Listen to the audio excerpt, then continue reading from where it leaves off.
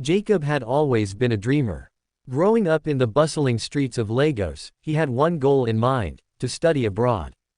The stories of relatives who had gone overseas and returned successful filled him with ambition. After years of hard work, he finally got a scholarship to study engineering in Canada. His family held a small send-off party, with hopes that Jacob would return home a transformed man.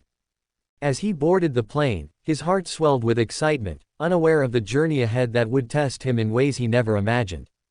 Canada welcomed Jacob with cold winds and bright lights. Everything felt new: the people, the environment, even the air he breathed. Classes began, and Jacob threw himself into his studies. He was determined to make his family proud. Despite the initial culture shock, he made a few friends, mostly other international students. They shared stories of their homes and dreams of success.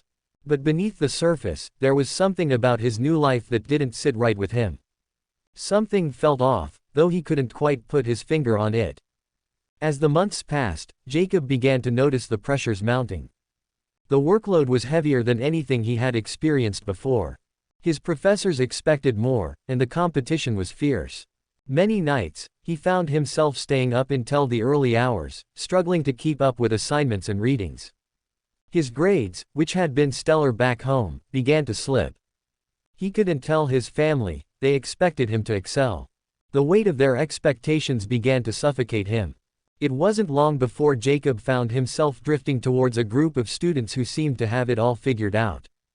They didn't stress about classes, didn't worry about deadlines, and yet they always appeared relaxed. They partied, laughed, and somehow managed to pass their courses. One of them, Marcus, an easy-going student from South Africa, seemed particularly drawn to Jacob. "You're too stressed, man," Marcus told him one evening. "You need to loosen up a bit. I know something that'll help." At first, Jacob resisted. He had never been one to indulge in reckless behavior. But as the semester dragged on, his stress became unbearable. He was falling behind, barely sleeping, and losing motivation.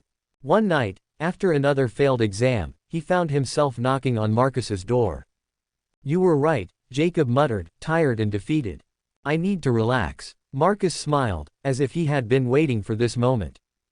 "Don't worry, bro. I got you." That night, Marcus introduced Jacob to something small and seemingly harmless: a pill. "Just take it once in a while," Marcus assured him. "It helps you focus, and you'll feel great afterward." Jacob hesitated but eventually swallowed it. Within an hour, his mind felt sharp, his body light. The fog that had clouded his thoughts for weeks lifted, and for the first time in ages, he felt like himself again. He could concentrate on his studies and power through assignments without feeling drained.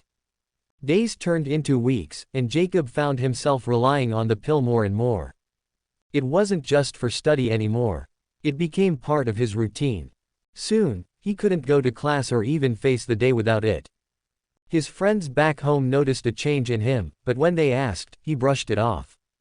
"Just the pressure of school," he'd say, laughing it away. But deep down, he knew something was wrong. He just couldn't stop.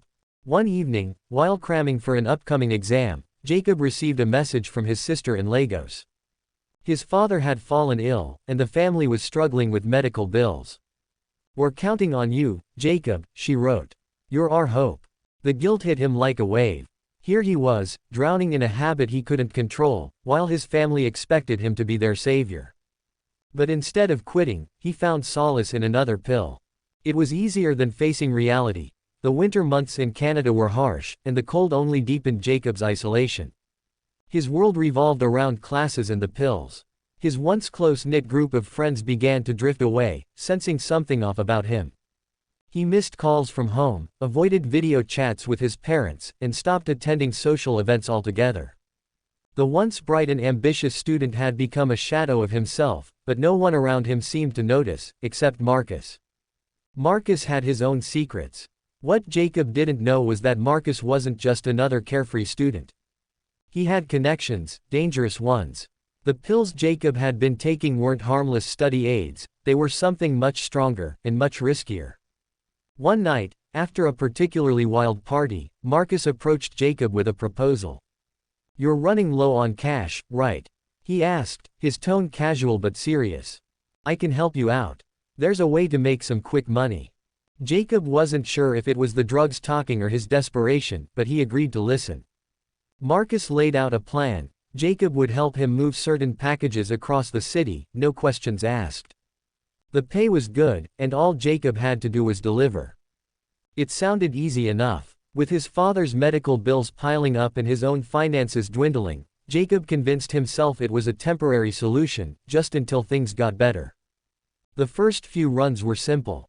Marcus handed him a package, Jacob delivered it, and money appeared in his account. No one questioned him, and no one seemed to suspect anything. For the first time in months, Jacob felt like he had control over something in his life. But as with all things too good to be true, it didn't last.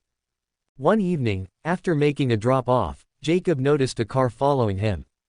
At first, he thought it was just paranoia. But as he made turn after turn, the car remained behind him. His heart raced as he sped up, but the car did too. Panic set in. He didn't know what to do. Was it the police? A rival gang? He had no idea who he was dealing with. He called Marcus, but there was no answer. Desperate, Jacob swerved into a side street, hoping to lose the car, but it was no use. The car blocked his path, and two men stepped out. They didn't look like police. They didn't look friendly either. "Get out of the car," one of them ordered, his voice cold and threatening. Jacob's mind raced. What had Marcus gotten him into? Before he could react, they yanked him from the driver's seat and threw him against the hood. "Where's the package?" the second man demanded. Jacob stammered, trying to explain that he had already delivered it. But they didn't care. They searched his car, found nothing, and grew angrier by the second. Just as Jacob thought things couldn't get worse, one of the men pulled out a gun. "You're lying," he said, pressing the barrel to Jacob's chest. "Where's the rest of the stash?"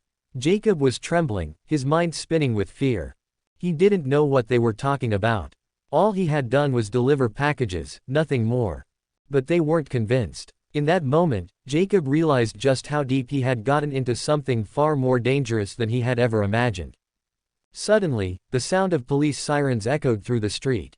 The men cursed and fled, leaving Jacob shaking by his car. He didn't know whether to feel relieved or terrified. The police arrived moments later, but Jacob managed to keep his cool. He played innocent, claiming he had been in the wrong place at the wrong time. The officers seemed to believe him, and after questioning him briefly, they let him go. But Jacob knew this was only the beginning. The encounter shook Jacob to his core. He realized he was in over his head, but getting out wasn't as simple as he thought. He tried contacting Marcus, but his phone was disconnected. The packages stopped coming, and so did the money. Without the drugs, Jacob's anxiety returned full force. He couldn't concentrate, couldn't study, couldn't sleep. His life was spiraling out of control, and there was no one left to help him.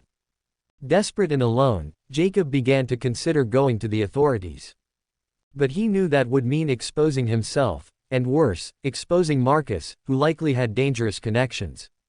The weight of his choices pressed down on him, and for the first time, he felt truly trapped. His mind raced with possible outcomes, none of them good. What if those men came back? What if Marcus reappeared? What if his family found out? Days turned into weeks, and Jacob became more isolated than ever. He stopped attending classes altogether, unable to face the world outside his tiny apartment. His phone buzzed constantly with messages from home, but he couldn't bear to read them. Every message reminded him of how far he had fallen, how distant his dreams of success had become. He felt like a failure, like he had let everyone down, most of all, himself. One night, as Jacob lay on his bed, staring at the ceiling, a knock came at his door. His heart leapt into his throat. He hadn't seen or spoken to anyone in days. Slowly, he approached the door, his hand shaking as he reached for the handle. He opened it cautiously, half expecting to see Marcus or those men from the street. But it wasn't either of them. It was someone he least expected. Standing in the hallway, with a concerned look on her face, was one of his professors. "Jacob," she said softly, "we need to talk." Jacob stood frozen at the door, unable to comprehend why his professor, Dr. Miller, was standing in front of him. She had always been kind but strict, a professor who demanded excellence from her students. Yet here she was, concern etched across her face, instead of the stern look he was used to seeing in class. He didn't say a word at first, but the silence between them quickly became unbearable. "May I come in?" Dr. Miller asked gently, her eyes scanning Jacob's disheveled appearance. He hesitated, then stepped aside, allowing her to enter the cramped apartment. The place was a mess, with books and empty food containers scattered across the floor. Embarrassed, Jacob quickly tried to gather some things, clearing space for her to sit, but she waved him off, sitting down at the edge of his bed instead. "I've been trying to reach you for weeks," she began, her voice soft but firm. "You haven't been in class, and your coursework, well, it's not like you, Jacob." I was worried. Jacob felt a lump form in his throat, his mind racing with excuses, but he couldn't find the strength to lie anymore. He sat down on a chair opposite her, his hands trembling in his lap. I've just been going through some stuff," he muttered, avoiding her gaze. "I'll get back on track. I promise." But even as the words left his mouth, he knew they were hollow. Dr. Miller wasn't here for excuses. She leaned forward, her expression softening. "Jacob, I know studying abroad can be tough. You're far from home, the pressure is immense, and sometimes things can feel like they're spiraling out of control." She paused, waiting for him to respond, but he remained silent, his eyes fixed on the floor. "But you don't have to go through it alone. The university has resources, people who can help." "I messed up," Jacob blurted out, cutting her off. His chest tightened as the truth began to spill out. "I got involved with the wrong people. I started using something to help me keep up with the pressure, and now I don't know how to stop." His voice cracked, and he felt the tears burning at the corners of his eyes. "I can't face my family, and I can't even face myself." Dr. Miller remained quiet for a moment, letting his words hang in the air. When she finally spoke, her voice was calm, almost soothing. "What you're going through is serious, Jacob. But it's not the end. You can still turn things around." She reached into her bag and pulled out a pamphlet. "This is a support group the university runs for students dealing with substance abuse. They've helped a lot of people." Jacob stared at the pamphlet, the weight of it in his hands feeling heavier than it should. Part of him wanted to throw it away, to pretend everything was fine and continue down the path he was on. But another part, the part of him that still remembered the dreams he had when he first came to Canada, told him to take the help. "I'll think about it," he said quietly, though he wasn't sure he meant it. Dr. Miller didn't push. She simply stood up, giving him a small nod. "I know this is difficult, but the first step is admitting you need help. I'll be here if you need anything, Jacob. Don't wait too long to reach out." With that, she left, leaving Jacob alone in the apartment, holding the pamphlet as if it was a lifeline. The next few days were a blur. Jacob went through the motions of living, eating, sleeping, and occasionally attending classes again, but his mind was elsewhere. The pamphlet sat on his desk, untouched, a constant reminder of the decision he wasn't ready to make. Every time he looked at it, guilt gnawed at him. He knew he needed to get clean, but the fear of withdrawal, of facing his problems head-on, was overwhelming. Then, one night, while staring at the ceiling, sleep eluding him as it often did now, his phone buzzed. It was a message from Marcus. After weeks of silence, the familiar name sent a chill down his spine. The message was short: "Meet me at the usual spot. I need to talk." Against his better judgment, Jacob found himself grabbing his jacket and heading out into the cold night. The usual spot was a rundown cafe near campus, a place where students often went to escape the academic pressure. When Jacob arrived, Marcus was already there, sitting in the far corner with a cup of coffee. His easy smile was gone, replaced by a look Jacob had never seen before: anxiety. "Hey, man," Marcus said as Jacob sat down, his voice tense. "I know it's been a while. Things have been complicated." He paused, glancing around the cafe before leaning in closer. "I need your help. One last time." Jacob's heart sank. He had hoped this meeting would be about closure, about finding a way out. But it seemed Marcus had other plans. "I don't think I can, Marcus," Jacob replied, shaking his head. "I've been trying to get my life together, and this isn't what I need right now." Marcus frowned, his fingers tapping nervously on the table. "I get it, man, I really do. But this isn't just about you anymore. There are people, dangerous people. And they're watching us. His voice dropped to a whisper. If we don't finish this, they'll come for both of us.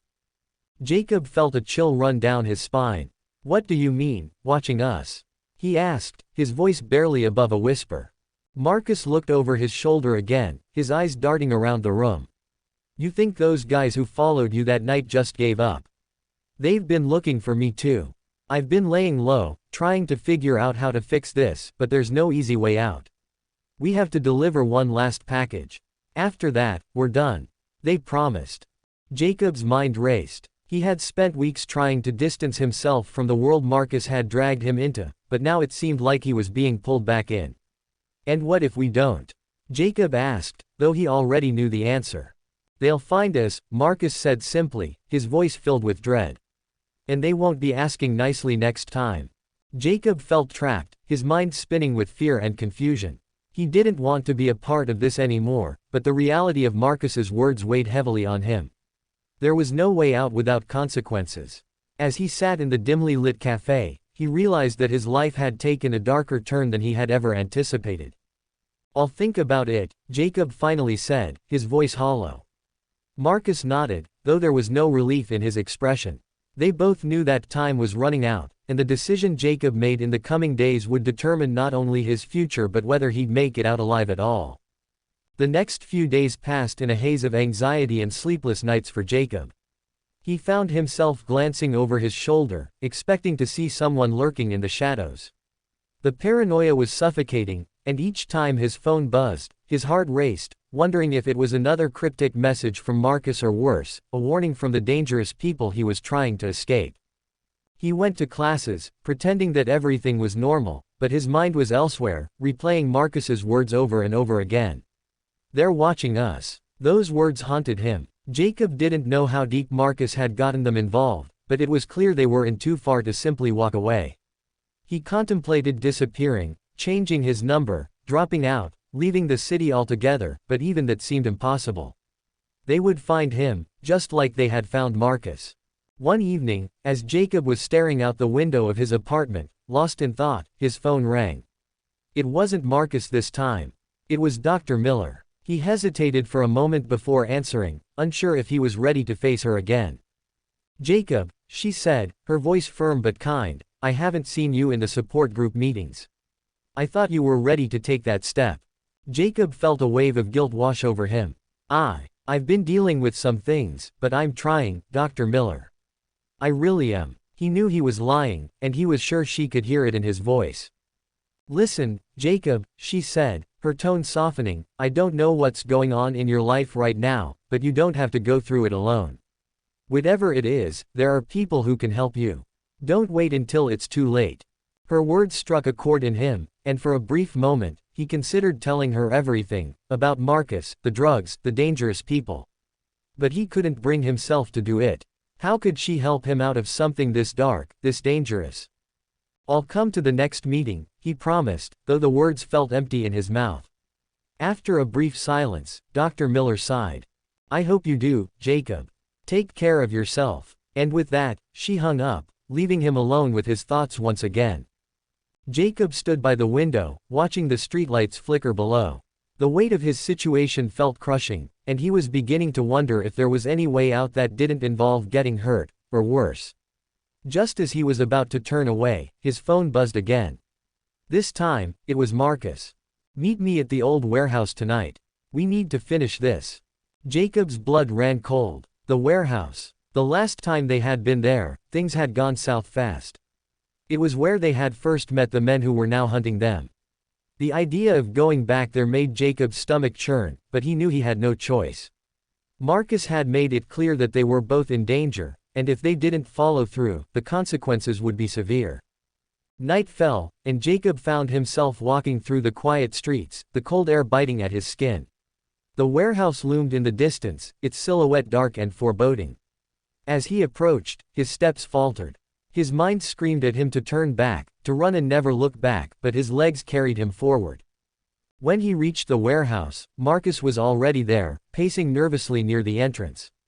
His eyes were bloodshot, and he looked more disheveled than Jacob had ever seen him. You came, Marcus said, though there was no relief in his voice. We have to do this, Jacob. Just one last time, and we're out. Jacob didn't respond. He followed Marcus inside the warehouse, where the men were waiting. 3 of them, tall and imposing, their faces shrouded in darkness. Jacob felt a knot tighten in his chest as he approached. He didn't know their names, and he didn't want to. They were dangerous, and that was all he needed to know. The leader of the group stepped forward, his cold eyes locked on Jacob. "You're late," he said, his voice a low growl. "I don't like waiting." Marcus stammered, trying to explain, but the man silenced him with a glare. "Do you have it?" he asked, his gaze shifting back to Jacob. Jacob's heart pounded in his chest as he nodded. He reached into his jacket, pulling out a small package wrapped tightly in brown paper. His hands shook as he handed it over, the weight of the package feeling like a ticking time bomb in his grip. The man took it, inspecting it carefully before nodding to his associates. "Good," he said, his tone flat. "Now, get out of here before I change my mind." Relief washed over Jacob, but it was short-lived. Just as they turned to leave, one of the men grabbed Marcus by the arm, pulling him back. "Not so fast," he sneered. "You think you can just walk away after everything?" Jacob froze, his blood running cold. This wasn't part of the deal. They were supposed to deliver the package and be done. But the men clearly had other plans. Marcus struggled against the grip of the man, panic flashing in his eyes. "Let him go," Jacob shouted, his voice shaking with fear. But the men just laughed, their grips tightening on Marcus. "You owe us more than this little delivery," the leader said, stepping closer to Jacob. "You think we didn't know what you two were planning? Trying to run, trying to hide. You're not getting out that easily." Jacob's mind raced, trying to think of a way out, but there was none. They were trapped, and it was clear that these men had no intention of letting them walk away. The room felt like it was closing in, the walls pressing down on him as the weight of his choices finally came crashing down.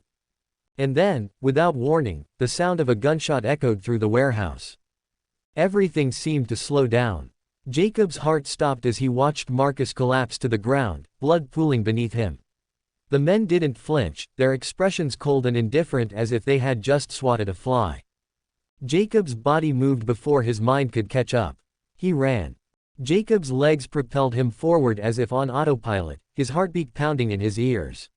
He sprinted through the darkened warehouse, the sound of his footsteps echoing off the cold concrete walls. He didn't dare look back, he couldn't. All he could think about was getting out, getting as far away from the scene as possible. Outside, the night air hit him like a slap in the face, but he barely noticed it. His mind was still processing the horrifying image of Marcus lying motionless on the ground, blood seeping into the floor. The realization that his friend was gone, that they were in far deeper trouble than he ever imagined, pressed down on his chest, making it hard to breathe. He stumbled forward, his legs aching from the run, but he couldn't stop now. Behind him, he heard the distant voices of the men shouting, but their words were lost in the wind. He didn't know if they were coming after him or if they were content to let him run. Either way, he wasn't going to slow down to find out. His mind raced with panic, his thoughts jumbling together in a whirlwind of fear and guilt. Marcus was dead. The truth of it hung in the air like a heavy cloud, suffocating him. They had been in this together, 2 friends trying to make their way in a foreign country, but now Marcus was gone, and Jacob was alone. The weight of that reality crushed him, but there was no time to grieve. Not yet. He had to stay alive first. His feet carried him deeper into the city, through narrow alleyways and empty streets, until he finally found himself in a deserted park. Panting, Jacob collapsed onto a bench, his lungs burning from the exertion. He bent forward, hands on his knees, gasping for air. For a moment, the world spun around him, and he fought the urge to be sick. In the quiet of the park, Jacob's mind raced. What now? He couldn't go back to his apartment. If the men didn't find him there, the police might. He didn't know how much they had seen or whether they would come after him, but he couldn't take any chances.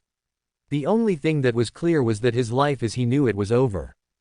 With shaking hands, he pulled out his phone, fingers hovering over the screen. Who could he call? Who would believe him? Dr. Miller's voice echoed in his mind, urging him to seek help, but how could he explain what had just happened? Even if he wanted to tell her, how could she possibly help him now? No, involving her would only put her in danger. A new plan formed in his mind. He had to leave. Not just the city, but the country. The men knew who he was, where he lived, everything. And now that Marcus was gone, Jacob was the only loose end. He had no doubt they would come for him next. The only way to survive was to disappear, to slip away before they could find him. The thought of leaving everything behind, his studies, his future, his life here, was terrifying, but staying was a death sentence. He had no choice. He would pack what little he could carry and find the first flight out of the country. Anywhere would be better than here. He could start over, rebuild his life somewhere far away where no one knew his name. But even as the plan solidified in his mind, a nagging doubt gnawed at him. Would he ever truly be free? Even if he escaped, would the shadow of what had happened follow him for the rest of his life? Could he ever outrun the guilt, the fear, the nightmares that would surely haunt him? The sound of footsteps snapped Jacob out of his thoughts. He bolted upright, heart hammering in his chest. Someone was coming. For a moment, he froze, unsure whether to run or hide, but then the footsteps grew louder, closer. His instinct screamed at him to move. Jacob took off running again, adrenaline surging through his veins. He didn't know where he was going, only that he needed to get as far away as possible. The footsteps behind him grew fainter, but the fear didn't leave him. He was being hunted, and no matter how fast he ran, he knew it was only a matter of time before they caught up. Hours passed, or maybe it was minutes, Jacob couldn't tell anymore. His body ached from exhaustion, but he pushed on, driven by the primal need to survive. Eventually, he found himself on the outskirts of the city, near a bus station. It was nearly deserted, save for a few late-night travelers. Jacob ducked inside, glancing nervously over his shoulder. He bought a ticket for the first bus out of town, not caring where it was headed. He needed to get out, to put as much distance between himself and the warehouse as possible. As he sat in the dimly lit station, waiting for the bus, his mind raced with everything that had happened.